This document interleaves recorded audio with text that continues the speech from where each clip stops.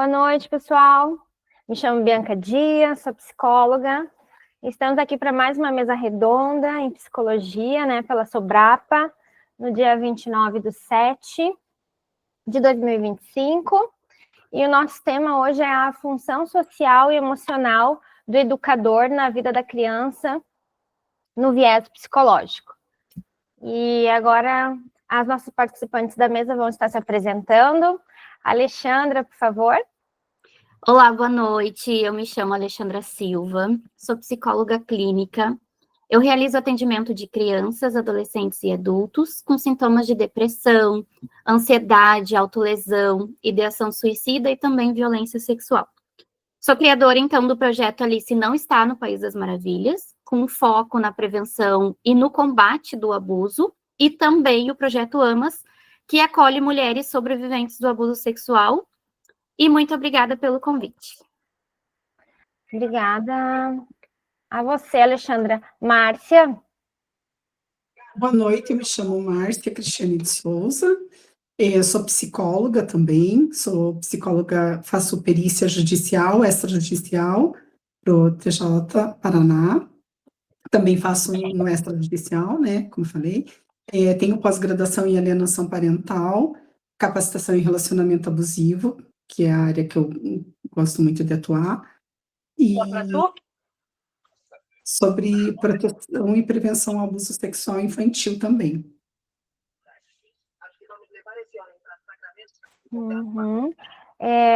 Obrigada, Márcia. Luciane, por gentileza. Boa noite, eu sou a Luciane, sou de Curitiba. Eu sou estudante de psicologia, estou cursando o último ano. Também curso pós-graduação em educação sexual, emocional e prevenção ao abuso sexual. Eu atuei na faculdade com essa questão de voluntária, na questão do atendimento a crianças e adolescentes que sofreram abuso sexual. Sou facilitadora do projeto que a Alexandra falou, que é a Lei Idealizadora, que é o AMAS, e também atuo orientando pais, educadores e comunidades nessa questão do abuso sexual. Obrigada.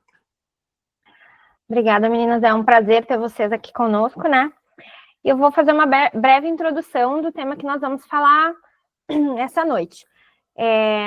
Esse tema, a função social e emocional do educador, a gente vai estar refletindo sobre o papel do educador, para além do conteúdo ensinado em sala de aula, o impacto emocional e social que o educador tem na vida dessas crianças, e quanto um profissional capacitado pode ser um instrumento de apoio e prevenção no cuidado da criança nesse contexto escolar. Então, agora nós vamos passar para o nosso bloco de perguntas, o primeiro bloco. E quem vai estar respondendo essa questão é a Alexandra, Porque capacitar profissionais da educação no contexto escolar pode reduzir os números de casos de violência contra as crianças. Então, a capacitação, ela vai promover conhecimento técnico e também a sensibilidade para identificar os sinais de abusos. Entender o fluxo das denúncias e também agir dentro dos limites legais e éticos é importante. E segundo também a psicóloga e especialista em sexualidade, que se chama Leiliane Rocha, ela reforça que a escola não deve ocupar o lugar da denúncia, mas sim da observação atenta e encaminhamento responsável. Ou seja, quando o educador compreende o seu papel, ele deixa de temer a situação e se torna um agente ativo de proteção, diminuindo, então, consequentemente, o silêncio em torno da violência. Obrigada, Ale.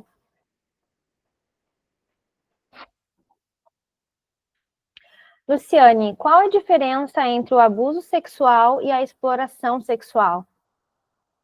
Então, quando a gente está falando do abuso e da exploração sexual, a principal diferença é se tem ou não a presença de vantagem econômica. Quando a gente fala do abuso, o abusador ele tem poder ou autoridade para obter satisfação sexual sem o consentimento das vítimas. Então, o foco do abuso sexual é essa satisfação sexual do abusador. pode ser familiar, pode ser conhecido, pode ser desconhecido, mas assim, quando a gente fala, por exemplo, de toques inapropriados, você mostrar pornografia para uma criança, isso é um abuso sexual. Já quando a gente fala da exploração sexual, ela precisa envolver algum tipo de ganho financeiro, né? Uma vantagem financeira. Então, o foco é essa vantagem utilizando a sexualidade da criança, do adolescente ou da vítima vulnerável. Então, exemplos da exploração pode ser a pornografia infantil, a própria prostituição infantil, você trocar favores sexuais, né? Por exemplo, você obriga alguém a fazer sexo em troca de moradia, de alimentação. Então, basicamente, essa é a principal diferença, a questão financeira. Obrigada, Lu, por esclarecer essa diferença para nós. E, Márcia, como o esgotamento emocional e a sobrecarga podem afetar a percepção dos educadores sobre os sinais de sofrimento nos seus alunos? Então, os professores, os profissionais, né, com excesso de sobrecarga, eles se tornam pessoas, profissionais desatentos, né? Eles tendem a desenvolver um mecanismo de defesa com o qual a negação ela é minimizada ao sofrimento alheio. Então, essa saúde mental fragilizada, ela pode comprometer na questão da empatia, da escuta com esses alunos, né? A questão de também de ausência de ter uma política institucionalizada de cuidado também, né? Ter essa rede também pode comprometer, o cuidado com o professor também, né? Em relação aos alunos. Então, segundo a Organização Mundial de Saúde, o burnout, por exemplo, em educadores, ele impacta diretamente na qualidade da atenção prestada em relação a esses alunos. E, consequentemente, isso acabam surtindo efeitos do esgotamento emocional desses educadores, que os efeitos são a redução da atenção concentrada, despersonalização, baixa realização profissional, reações exageradas ou insensíveis em relação a esses alunos, né? Um estresse crônico pode gerar umas respostas inadequadas, onde pode fazer com que esses alunos tenham, ao invés de ter uma aproximação, eles tenham um afastamento que acaba fazendo com que não exista esse acolhimento adequado. Obrigada, Márcia. Pessoal, alguém ficou com alguma dúvida sobre o bloco anterior? Quer fazer alguma pergunta sobre alguma questão que foi falada aqui? Podemos passar para o próximo bloco de perguntas, então?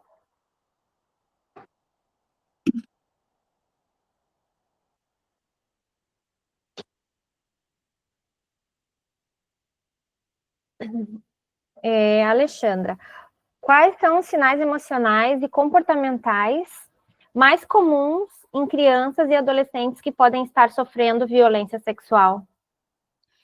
Então, nós temos os sinais emocionais e os comportamentais. Eu vou iniciar falando os emocionais, que é a tristeza constante, medo excessivo, ansiedade, o sentimento de culpa ou vergonha também está enraizado, choro sem motivo aparente e maior sensibilidade, a depressão, autolesão ou ideação suicida, e também a regressão. Então, a criança volta a fazer xixi na cama, a chupar dedo, a regredir.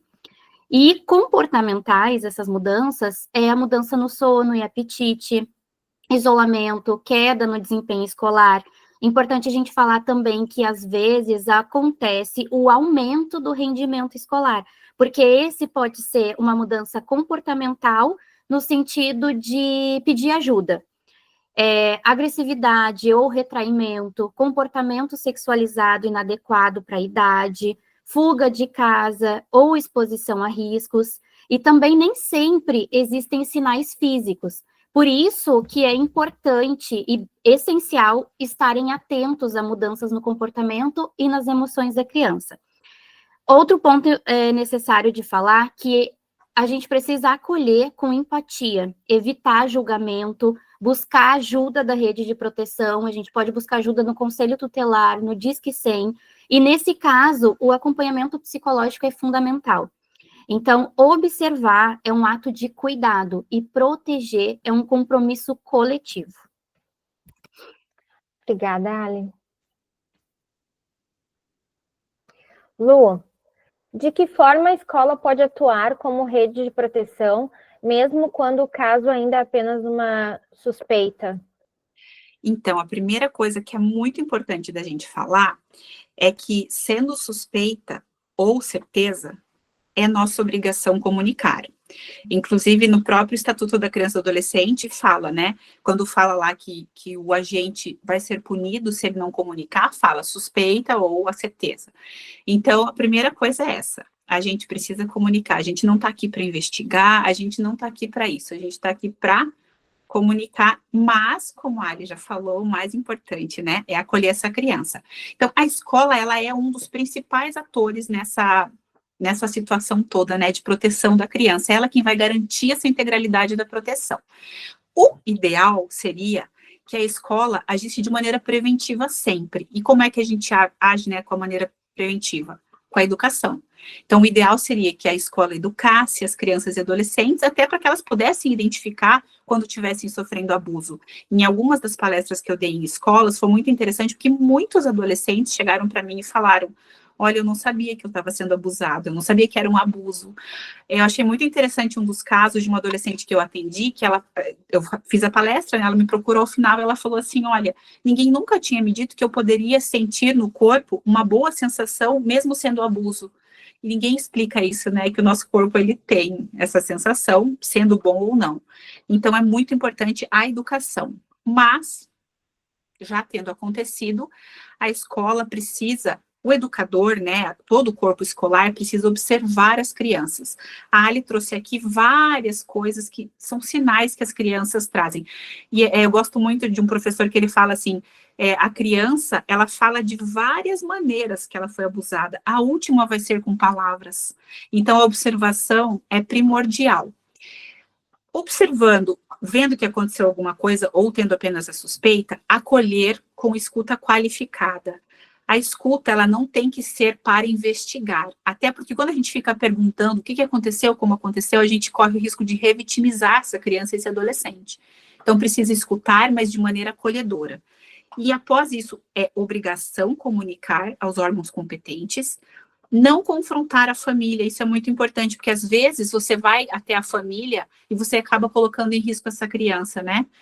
Seja depois da investigação pelos órgãos competentes, atuar junto com a rede de proteção, né, que é o Ministério Público, o Conselho Tutelar, a Delegacia de Proteção da Criança e do Adolescente, e também é muito importante proteger essa criança da exposição. Ela traz para você, ela confia em você, conta o que aconteceu, não permitir que outras pessoas e outras crianças, seja da escola, seja do ambiente onde ela está, que fiquem sabendo do ocorrido, isso é muito importante. Obrigada, Lu, pela tua contribuição. E, Márcia, como promover um ambiente escolar seguro que incentive o aluno a confiar e relatar situações difíceis? Então, uma parte disso, né, nossas colegas já falaram, né, da questão da escuta, que ela é importante,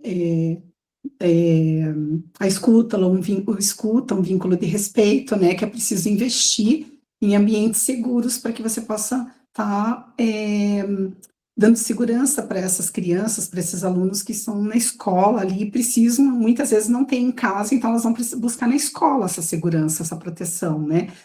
E daí, quando a gente fala do profissional, ele precisa ter essa empatia, ele precisa ter esse olhar para poder assegurar essa criança e escutar. E o que a gente pode estar investindo?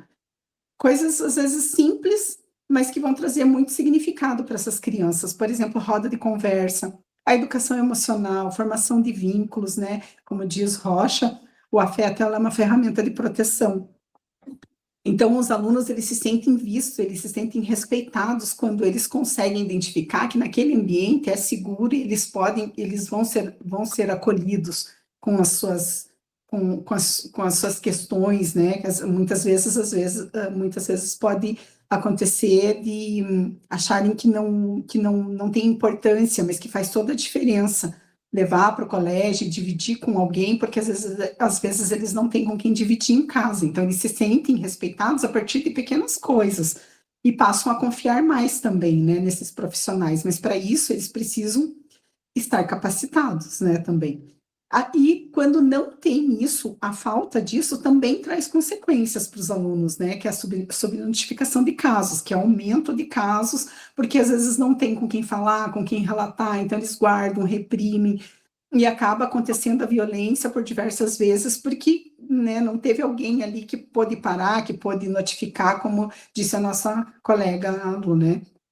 E fazendo com que esse aumento do sofrimento psicológico se agrave mais, né, por não serem acolhidos, e desenvolvendo transtornos, como a nossa profissional, a Ali, trouxe para a gente, né, desenvolvimento de transtornos de ansiedade, de depressão, dificuldades de vínculos também, esses vínculos acabam trazendo outras consequências também, essa falta de vínculo pode trazer consequências com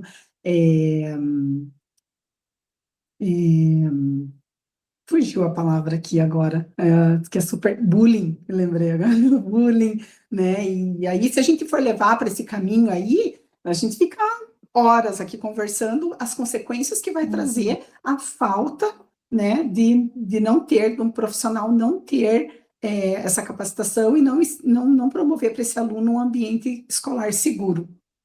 Também a questão da desconfiança na escola como um espaço seguro, né? Quando esses sinais são ignorados pela escola, pelos profissionais, a criança ela deixa de ser vista, né? E a criança também passa a não ver esse ambiente escolar como um ambiente de proteção, e isso vai trazendo agravamento nessas vítimas, agravamento de isolamento e uma consequência, uma sequência de fatores aí que, né, se estenderia também. Obrigada, Márcia, pela tua fala, né, por esse esclarecimento.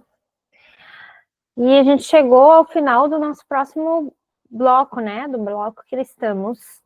E eu gostaria de saber se alguém tem alguma pergunta para as meninas aí, quer aproveitar o conhecimento delas e extrair um pouquinho, tem algo a acrescentar também, alguma dúvida?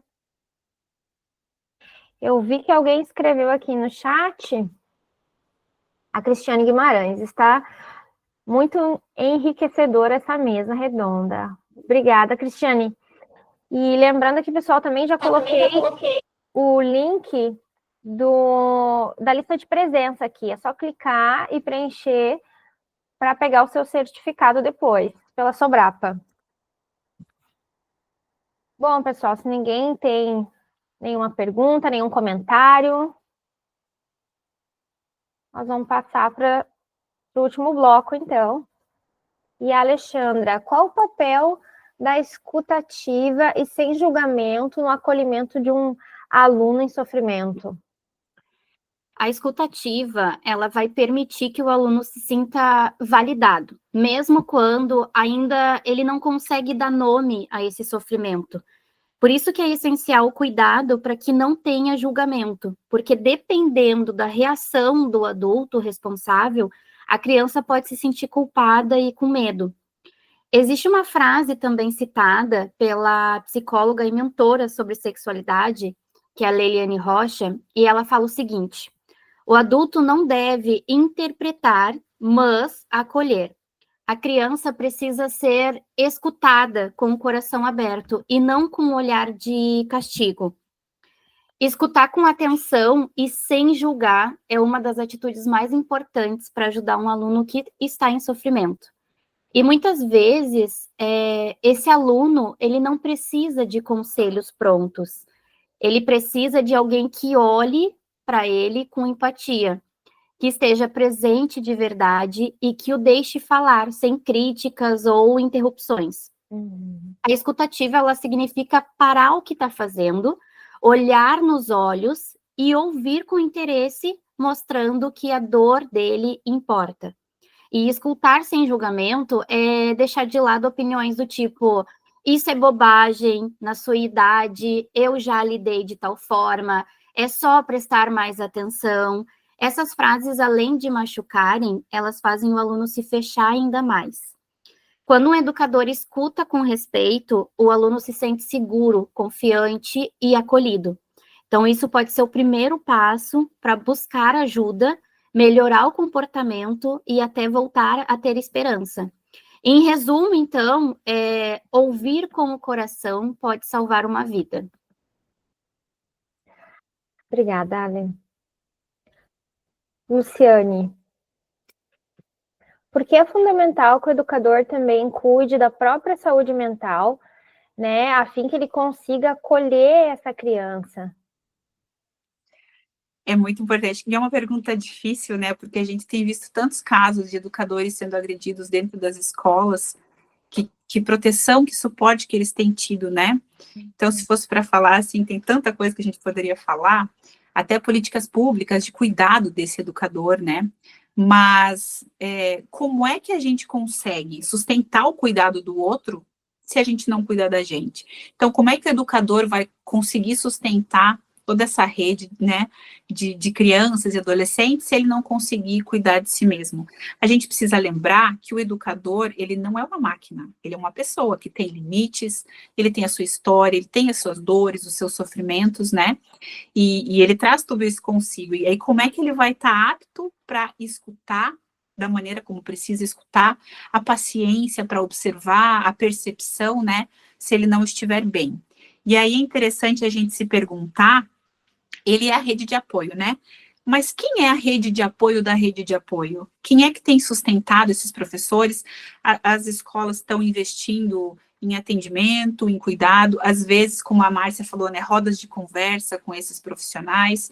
Em uma das escolas que eu tive recentemente, foi muito interessante, porque na sala dos professores, todos eles vieram muito ansiosos por ajuda, por acolhimento, alguns falando, nossa, mas um aluno me agrediu na sala, o que eu faço? E a gente percebe que precisa muito, muito, muito de apoio e cuidado com esses profissionais. Então, eles precisam ser cuidados, precisam buscar ajuda, as escolas precisam fornecer esse apoio, aconselhamento, se possível. Os profissionais, a gente tem visto que ainda tem muito poucos psicólogos nas escolas, ou, né, às vezes, a gente vê um psicólogo para várias escolas, e como é que vai cuidar e ajudar, né?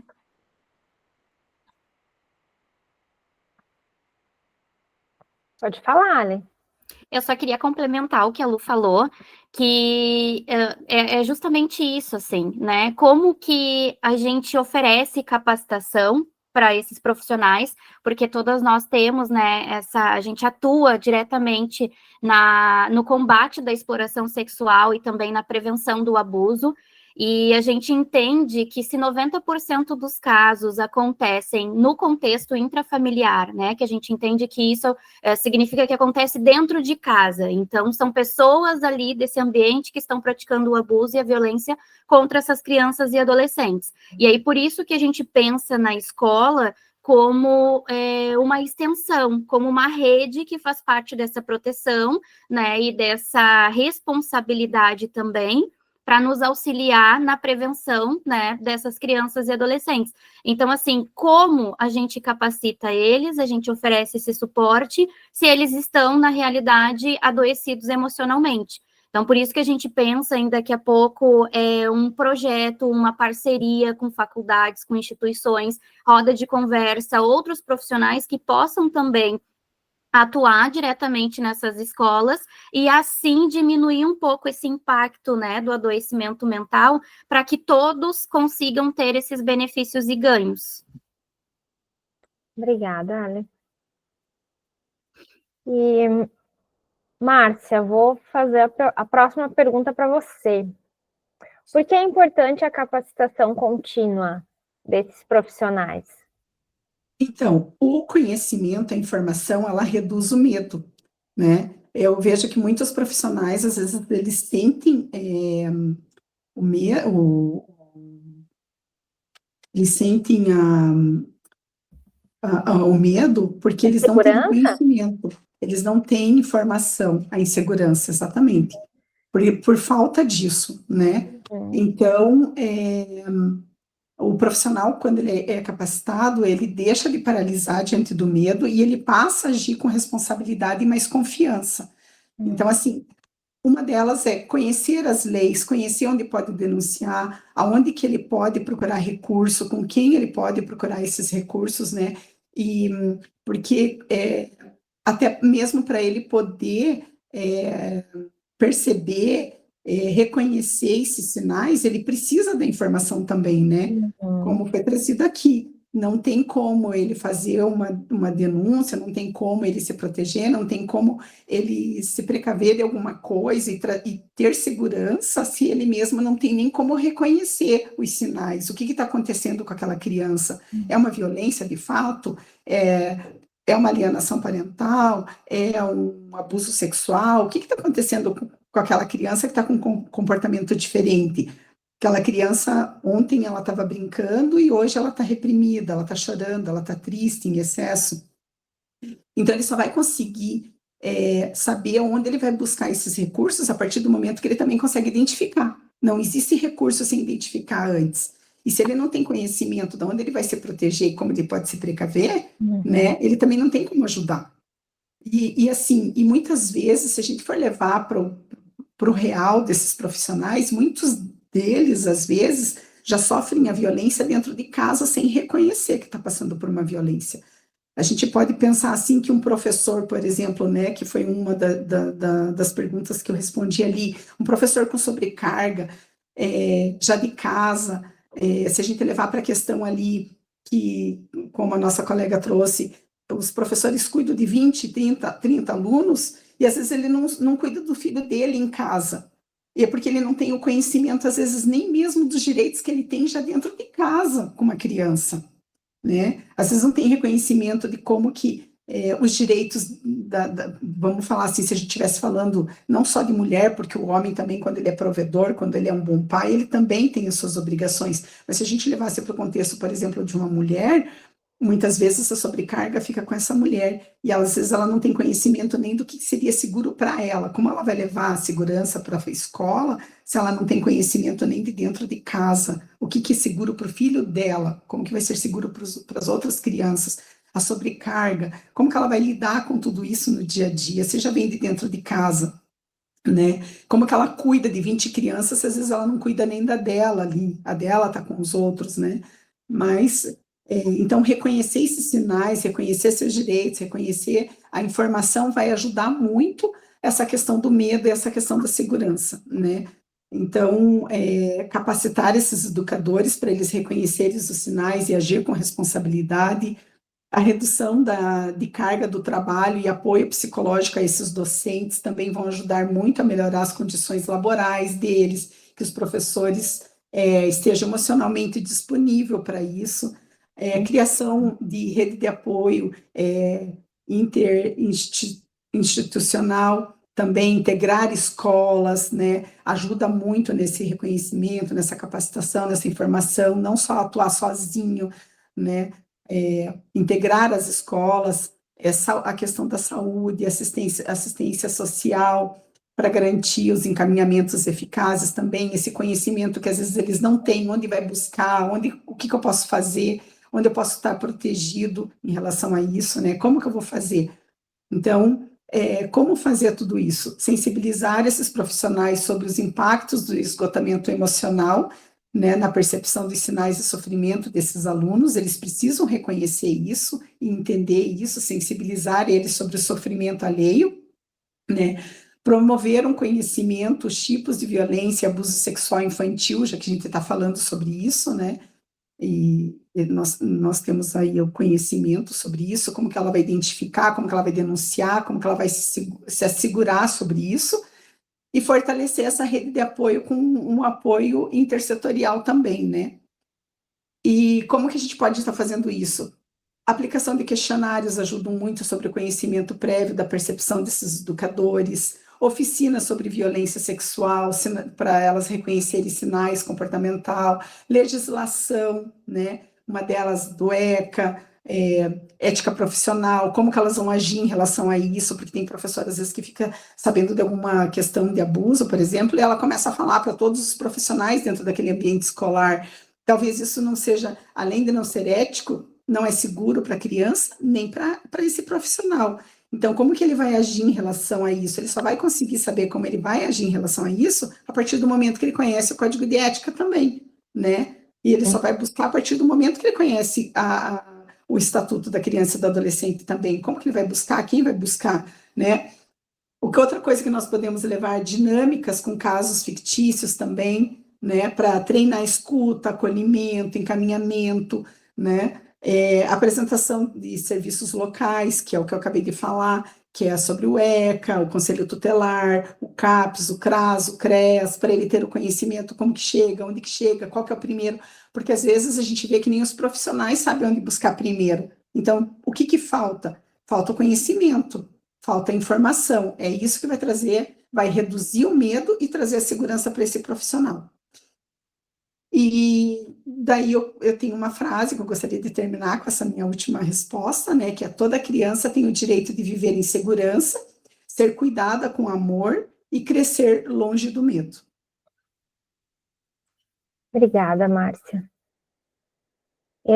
Acho que a gente tem perguntas no chat aqui. Boa noite, Sônia. Ai, Sônia, que pena que só chegou agora, Sônia. Mas dá tempo de fazer as perguntas ainda.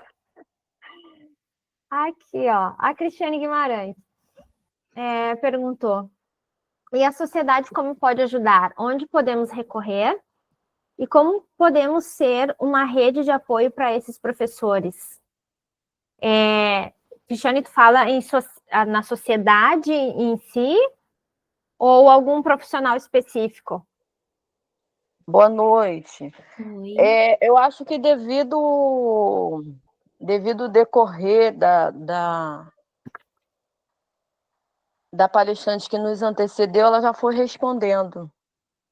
Ah, tá certo, então, Cristiane. Obrigada. Eu tinha uma pergunta, Ale. A Ale já está aí nesse caminho já faz um tempo, né? Quando eu estava ainda como graduanda, estudante, a Ale já estava trilhando esse caminho aí. E como que é essa questão? Ah, tudo bem, Sônia. Mas vai ficar gravado lá, Sônia. Depois tu escuta que tem bastante informação aí nessa mesa. Ale, e como que é essa questão, assim, quando, como tu disse ali, né, a maioria dos casos, eles acontecem dentro do próprio lar da criança, né? E quando o profissional, o professor, ele consegue identificar esses sinais que foram ditos aqui, ele vai buscar ajuda como? Porque se o abusador é os pais, né, um dos pais, ele vai procurar que rede de apoio ou vai fazer a denúncia direto, assim, que nem a Márcia ali. Às vezes não se sabe nem por onde começar, né? Sim, é importante essa tua pergunta, Bianca, porque, assim, considerando que a maioria dos casos acontecem, então, dentro de casa, são praticados, a gente tem essa ideia de que só homens, né, abusam sexualmente de crianças e adolescentes. Na realidade, não, a maioria dos casos, sim, mas mulheres também abusam, né?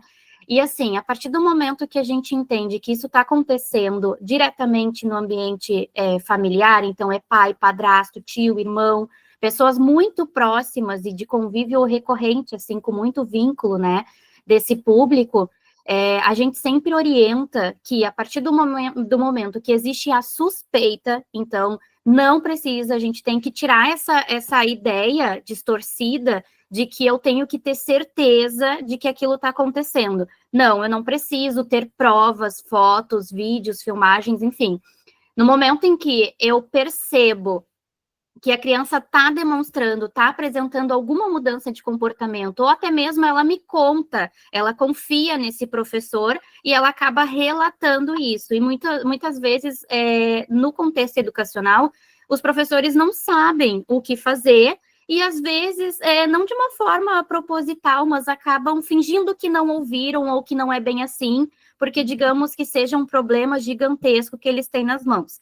Então, o que a gente, normalmente, a gente pede? Que seja feita a denúncia. Quando a gente fala em denúncia, é a notificação. Como é que funciona? A notificação, ela é anônima, ela é pelo Disque 100. Então, a gente vai pegar o telefone, vai discar o número 100, vai entrar em contato lá com eles, vai passar o máximo de informação possível. Então, eles vão pedir nome completo, se tiver a característica desse criminoso, desse abusador. Então, passar as características físicas. E aí, então, nesse canal de notificação, eles vão encaminhar essa notificação para o Conselho Tutelar, e aí o Conselho Tutelar vai fazer essa investigação, então vai até o endereço, vai até a vizinhança, conversa com o pessoal dali, para tentar apurar e entender melhor o que pode estar acontecendo. Às vezes a família não é muito estruturada, então eles vão tentar entender. E aí, se eles constatarem, né, que isso está acontecendo, vai essa notificação ainda, não é a denúncia, vai essa notificação para o Ministério Público, e aí sim o Ministério Público vai averiguar de fato e conceder essa denúncia, né? Então, assim, por isso que a gente diz, a partir do momento que existe uma suspeita, eu vi alguma coisa e eu acho que está acontecendo alguma coisa ali, eu já posso fazer essa denúncia totalmente anônima. Então, eu posso escolher se eu vou colocar o meu nome lá, se eu vou dizer quem eu sou, se eu sou um professor, um vizinho, enfim, ou eu posso fazer totalmente anônimo. Então, isso não vai para os registros do meu nome, enfim, meu endereço, minhas informações não vão para os registros, e tudo é feito em forma de sigilo, justamente para garantir todos os direitos, tanto de quem está denunciando, quanto da criança e do adolescente. Então, geralmente, é dessa forma que funciona, para que as pessoas possam denunciar também, assim, reforçando. Surgiu a suspeita, já faz a denúncia. Porque no menor, assim, da situação, né, eles vão investigar, e se não tiver nada para encontrar, não vão encontrar. Agora, se tiver alguma coisa, aí sim, aí essa criança, né, vai entrar ali em proteção, né, conforme os trâmites legais. Obrigada, Ali. Lu, quer complementar? Eu só queria falar que também hoje tem o Disque 100 pelo WhatsApp, a gente não precisa nem ligar. Até eu pedi ali para o Christopher colocar no chat para vocês o número, para que vocês tenham, e é a mesma coisa, eles fazem a pergunta, como a Ali falou, né, e você vai descrevendo, eles perguntam se você quer ou não se identificar, é bem tranquilo de fazer. Uhum. Obrigada, Lu. Alguém mais quer fazer alguma pergunta? Acrescentar algo? Isso aí? Cris, pode ficar à vontade. Boa noite. Parabéns a todos da mesa redonda. Está muito enriquecedora, né? Eu vejo, né, que todas falem com assunto de causa. No meu caso, né, surgiu uma curiosidade de poder conhecer o trabalho de cada uma. E no caso a gente poderia ter, como que a gente poderia saber, né, sobre as participantes, as palestrantes dos trabalhos que elas fazem, se estão envolvidas com alguma obra assim voluntária. Então, olha, eu acho que elas vão poder estar disponibilizando o Instagram delas ali no grupo da Sobrapa mesmo, que quem tivesse interesse de segui-las e conhecer mais o trabalho delas, podem estar buscando elas aí.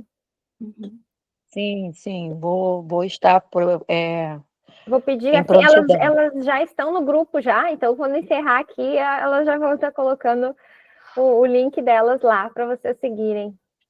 Márcia, Tá bom, quer dizer alguma obrigada. coisa, Márcia?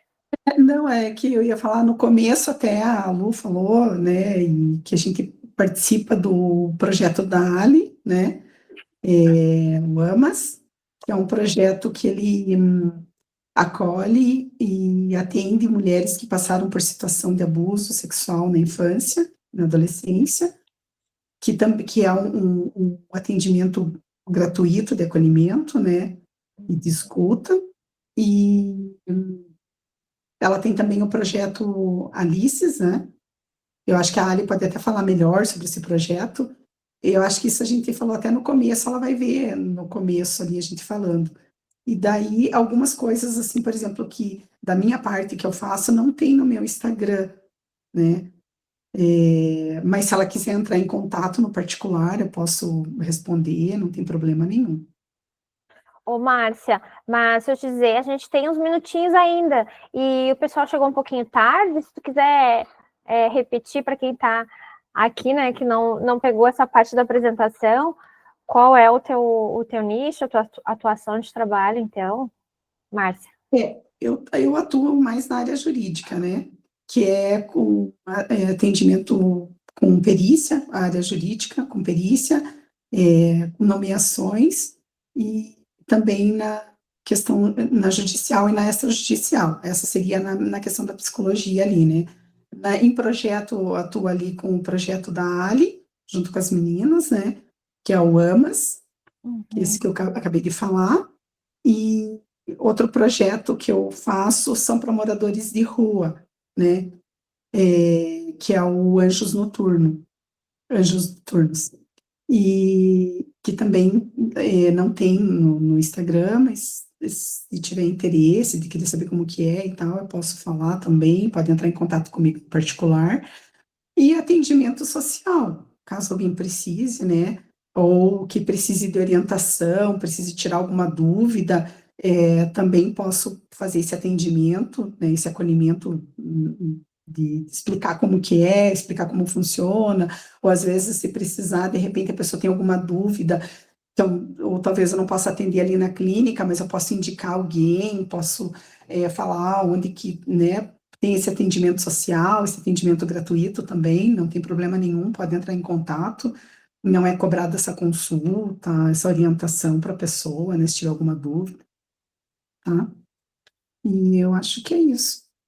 Uhum. Então tá, meninas, alguém quer falar mais alguma coisa? Lu, quer acrescentar alguma coisa? Não, só me colocar à disposição, a gente vai colocar lá depois no Instagram, para quem tiver alguma dúvida, precisar de orientação, estou à disposição, tá bom? Fiquem à vontade. Então tá certo, gente. Vamos partindo pro encerramento, então. As minhas considerações finais é que eu agradeço profundamente, né, vocês terem aceitado vir aqui compartilhar conosco o conhecimento de vocês, que esse assunto ele é tão importante para diversas áreas, né, não só para os professores, mas para nós psicólogos, e todos os profissionais que atuam com crianças, né, e como sociedade em si, né, porque às vezes está acontecendo na casa do lado ali, e a gente conhece a criança, vê que alguma coisa está diferente, e já poder estar denunciando aí como foi nos orientado, né, é de bastante relevância. E agradeço cada uma de vocês, agradeço a Sobrapa também, e a todos que vieram ser espectadores aí dessa mesa. Deixa eu passar aqui as considerações para vocês agora. Alexandra, pode estar se despedindo. Eu quero agradecer, então, esse convite, que foi super especial, que a Bianca e a Sobrapa, né, me proporcionaram, em fazer parte dessa mesa redonda e também repassar um pouco, né, do meu conhecimento. E eu gostaria também de me colocar, então, à disposição, caso tenham interesse em conhecer mais, né, sobre os meus projetos. Eu realizo também como psicóloga clínica atendimento individual, coletivo, roda de conversa. E através do meu Instagram, então, tem todo o conteúdo lá, que é @alexandra_psico. E uma ótima noite para todos. Obrigada, Ale. Luciane? Eu quero agradecer o convite da Sobrapa, também a oportunidade de estar aqui com profissionais tão incríveis que se preocupam e agem e atuam tanto, né, na proteção da criança e do adolescente. A semana passada saíram as informações, né, do anuário em relação ao ano passado da violência, né? E a gente viu que esse ano cresceu ainda mais, os números são extremamente alarmantes da violência contra crianças e adolescentes. Então, eu acredito que o educador, ele não precisa ter todas as respostas, mas ele precisa ter esse compromisso ético, né, de proteger, de não se calar diante do silêncio, do sofrimento, de qualquer sinal de sofrimento. Porque proteger uma criança é sempre um ato de amor, de coragem, de muita responsabilidade. Obrigada. Obrigada, Lu. Márcia?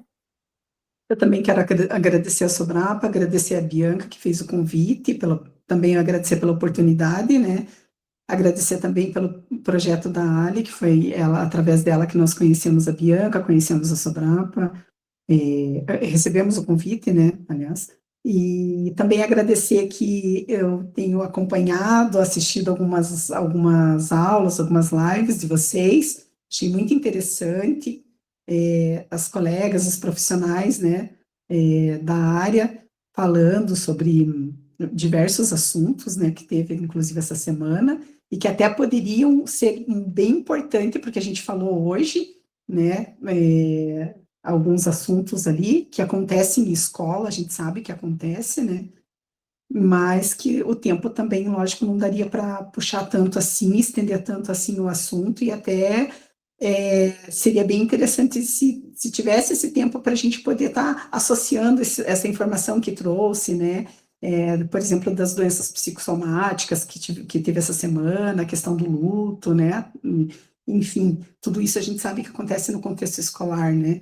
E quando a gente fala ali da Sobrapa, a questão do autismo, a gente sabe que não foi citado aqui, mas a gente sabe que acontece também no ambiente escolar hoje, como esses profissionais lidam com essa situação de não ter um profissional capacitado, especializado para atender essas crianças, todas essas crianças são inseridas no mesmo ambiente, e não é uma questão de querer selecionar, diferencial, de preconceito, é questão da capacitação mesmo, da capacidade de poder atender todo mundo junto, num só ambiente, no mesmo local, onde pessoas precisariam de orientação e capacitação diferenciada para estar orientando e recebendo essas crianças, né? Mas então é isso, acho que é bem importante a informação, a capacitação, é isso que vai fortalecer esses profissionais para que elas possam estar ajudando e contribuindo com essas crianças, né, que precisam muito de ajuda, que às vezes não encontram no ambiente onde elas vivem, onde elas moram, com quem elas moram, mas encontram na escola, que seria a sua segunda casa, entre aspas, né, dizendo, muitas delas nós sabemos que também, se fosse estender aqui, a gente sabe que muita criança vai para a escola para comer.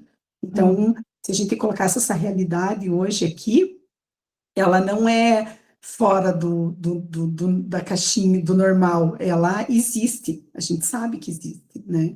E é isso. Agradeço muito pela oportunidade. Eu agradeço, né, a vocês. Então é isso, pessoal, vamos ficando por aqui e até a próxima mesa redonda. Boa noite. Boa noite. Tchau.